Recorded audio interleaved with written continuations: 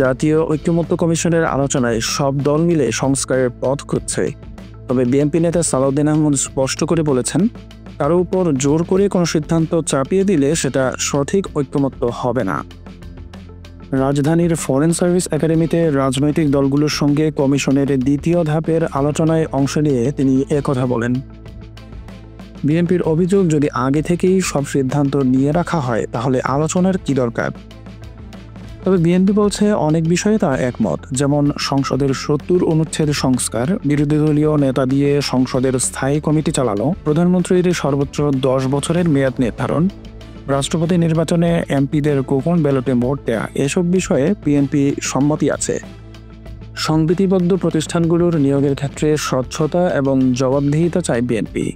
দুর্নীতি দমন কমিশন সহ সব প্রতিষ্ঠানের নিয়োগ যেন স্বচ্ছভাবে হয়, সেটিও তারা চায়। পাশাপাশি বিচার বিভাগ, নির্বাহী বিভাগ এবং আইন বিভাগ যেন স্বাধীনভাবে কাজ করতে পারে, সেজন্য প্রয়োজনীয় সংস্কারের দাবি করছে দলটি। দ্বিকক্ষ বিশিষ্ট সংসদ গঠনের বিষয়েও বিএনপির প্রস্তাব দিয়েছে। তবে উচ্চকক্ষের গঠন নিয়ে এখনো চূড়ান্ত সিদ্ধান্ত আসেনি। বিএনপি বলছে দেশের স্বার্থে যে কোনো ভালো প্রস্তাব তারা বিবেচনা করবে। সালাউদ্দিন আহমেদের কথায় স্পষ্ট, জাতীয় ঐকমত্য চাপিয়ে নয়, হতে হবে আলোচনা আর দেশের জনগণের স্বার্থকে সামনে রেখে।